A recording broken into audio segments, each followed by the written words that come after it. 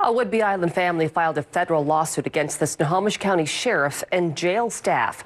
Piper Travis's family says she died after begging for help in her cell. KOMO's Jennifer Sullivan sat down with the Travis family today. It's an interview you'll see only on KOMO. Mary, Piper battled her own mental illnesses with love and support from her family, but they say she was alone at this jail just before she died in 2017. But by the time she got there was nothing they could do. Paulette and Greg Beck can't stop thinking about the December 2017 phone call that changed everything when Providence Regional Medical Center in Everett told them their daughter was in a coma. We sat with her for 10 or 12 days. She never opened her eyes. She never moved.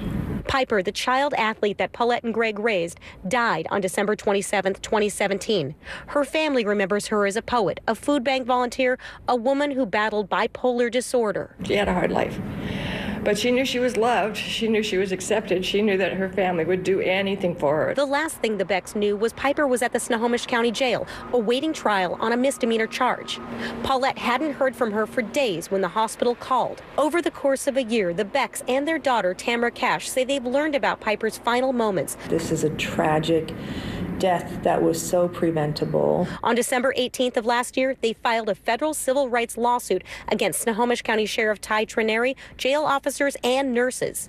Since 2013, Trenary has worked to improve medical practices at the jail, a move that came after a string of inmate deaths, multi-million-dollar lawsuits, and outside investigations. I couldn't understand how anyone could be that cold.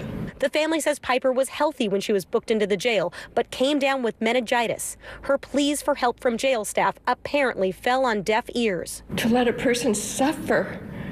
She was moaning and screaming and crying for days.